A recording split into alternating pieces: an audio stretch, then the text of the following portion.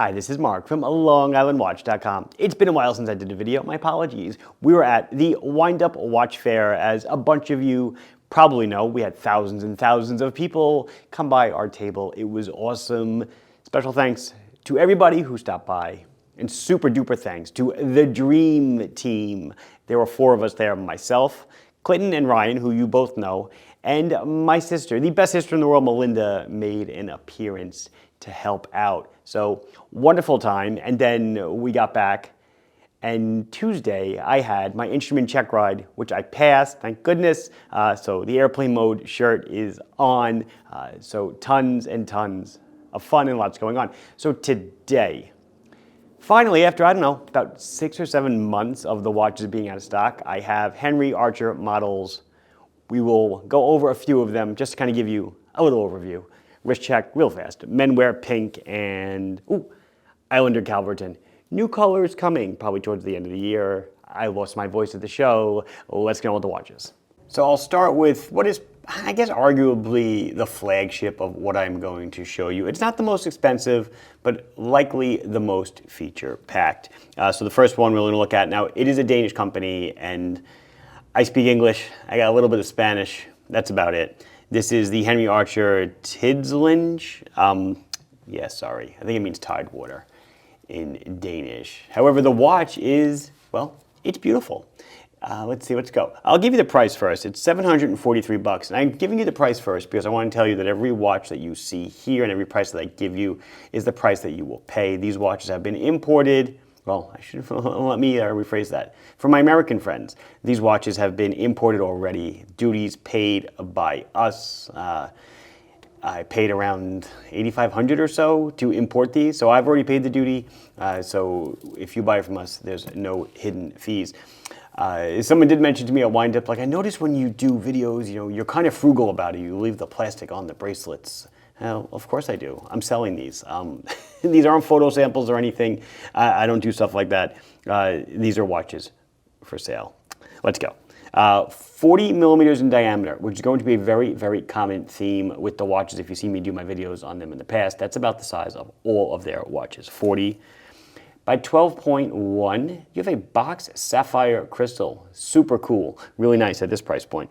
And we're 47 on the lug tip to lug tip. You do have an exhibition screw down case back.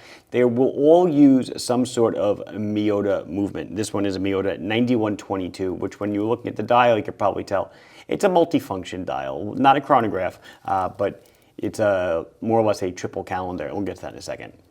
Negative end links on the bracelet. It is, this bezel is DLC, and the rest of the watch and bracelet are coated in a scratch-resistant coating on this steel. So it should look new for a very, very long time. 6 layers of AR coating on the inside of the crystal because it is boxed as well. So you can see it does a wonderful job of killing glare. 20 millimeter bracelet. There were QR pins on the bracelet. That is QR for quick release. All their clasps are the same. They have the toolless ratcheting micro adjust. You flip that little lever and you can move it in and out about 5 or 6 positions. Screw down crown, and you're going to get 200 meters of water resistance. So beautiful panda style execution. You can wind it about 40 hours of power reserve, pull the crown out 2 clicks at the time. Let's go over the day and date functionality of the watch. So 1 click out, you can change the date. The date is at the bottom at the 6 o'clock as normal, negative white writing on black background. And then you have a day of the week, which is numbered from 1 to 7, not days of the week. That would be kind of like an eh from me. I'd rather see letters or names or something rather than 1 through 7. I don't like that 1 through 7 look. But anyway, that is your day. Date, you would set the day by going around the horn or backwards, forwards to change it. And then over here you have a month indicator, which is advanced with the pusher. This is the way the Miyota 9122 works. I'm very familiar with this movement. It used to be used on like these Graf Zeppelin and Junkers watches that we sold. Really cool accent color on the crown. So like I said, this is like the flagship of the line. Now let's get into more of the, I guess, more or less traditional stuff that we've covered in kind of in the past. This is the Hav. And this is a beautiful, I highlight this one. I may have highlighted something like this before, But I'm highlighting this beautiful Adventurine dial that is maybe not to die for, but it's really, really nice. This sucker is running on a Meteorite 9019 movement. Again with the 40 millimeters, 11.5 thick to a flat sapphire, 47 on the lug tip to lug tip. Exhibition case back with the gilded rotor, individual screws, holding the case back down. 20 millimeter bracelet with QR pins again, negative end links. It's got everything, you know, it's very feature rich, very feature packed brand, as most micro brands are nowadays. I've mentioned the owner, Henrik before, Henrik Schott. I've met him. He's a great guy, great family, and I just love everything that he stands for with his brand. When you can get behind a brand owner, it just makes doing business with them so spectacular. And let's be honest, with every watch brand you sell, isn't that cool? The little, you see, as I'm talking, you see the blue that pops out from the crown when it's unscrewed. What a nice touch. Every brand always has an issue with the watch. There's no such thing as 100% perfect. And when I have a customer has an issue, I let him know, and if I could snap my fingers with gloves on, he reaches out like that. It's the way that you solve problems that makes you a good brand. Not necessarily making a great watch, though that is important, but it's how you handle the bad stuff that makes you different. $717 for the Adventurine dial. Let's go to one that always is a sellout. Not a sellout in the sense that they took money for something. It always does really well. This is the Tidevand. Maybe this is the one that means Tidewater. I'm sorry, I should really brush up on my translations. Enceladus Mirage dial. It's meant to look like, I think it's one of the moons of Saturn or something, the surface of it. Such an awesome looking dial. What a great texture and pattern. Super luminova on all of them, by the way. We'll do a lume shot, a quick one at the end, but they all glow amazingly well. And because they're all around 40 millimeters, they're all going to wear about the same, so I won't bore you with 5 wrist checks. Running on a Meteorite 9015, so that's now we're standard. So all these movements are 28,800 beats per hour, which means that second hand is ticking along at 8 ticks per second, 40 millimeters in diameter. Now we're getting down there, 10.65. He really likes to go to those hundredths of a millimeter. 10.65 millimeters in thickness. And again, with the 47 on the lug to lug. Beads of rice bracelet, and it is articulated at the end link. AR coating, 20 millimeter bracelet with that cool clasp. Almost like a rose gold or copper gilded rotor. Really nice. 200 meters of water resistance, as with the rest of them. $691. Now I remember, yes, Tidevand means Tidewater. Whatever this one meant, whatever this one is, however this is pronounced, this means timeline. I'm getting there. Let's see. I think I have 2 more. We'll go quick. Another OHAV. I wanted to show this to you because I think it's so freaking cool and gorgeous. It's Meteorite. Yeah. It's the most expensive one I'm going to show you today. Yes, I'm still losing my voice from the show.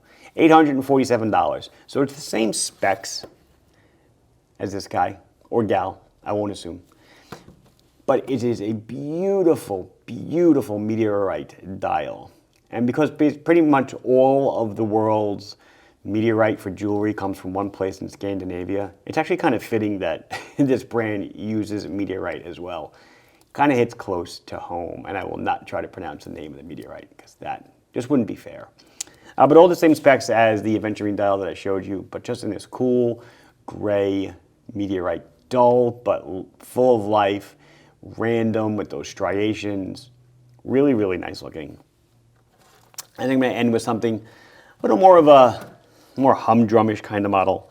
Not very exciting, but the color is great. And this is how the brand started out, so I thought it was fitting for us to end with it. This is the Veester Hav. Veester Hav and like the Nordso, those are models that have been around since the brand started.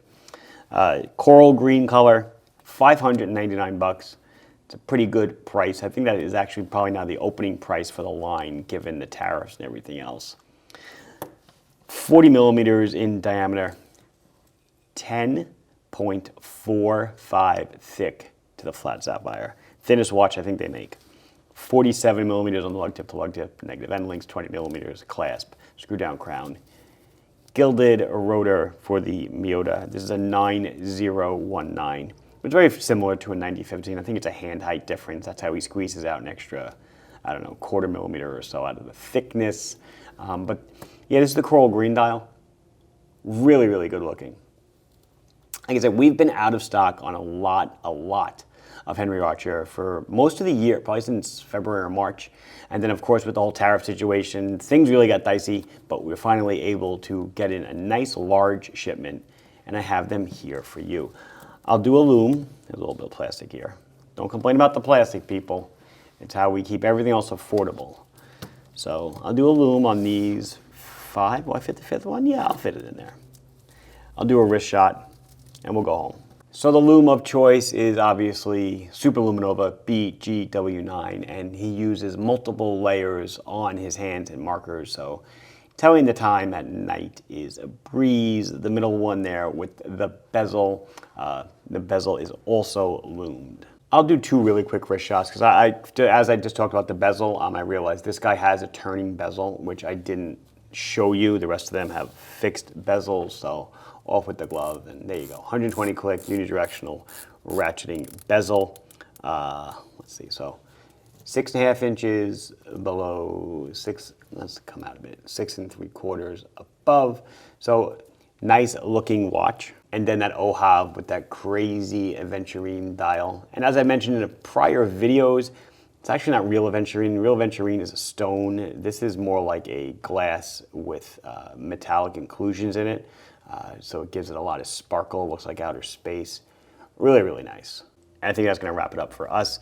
Henry Archer still continuing to kill it as far as watches go. I would like to see them come out with something a little bit different outside this, kind of casual, divey sport vibe thing, because I think eventually their customer base will become saturated with it. However, you cannot get onto the Reddit Microbrand subreddit without Henry Archer being a post within like the first 5 posts. It's kind of crazy. I'm really happy for him and his family for the success that this brand is seeing. I hope it continues. Thank you very much for watching.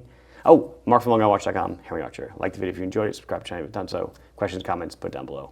Address it as soon as I can. Thank you for watching. Bye-bye.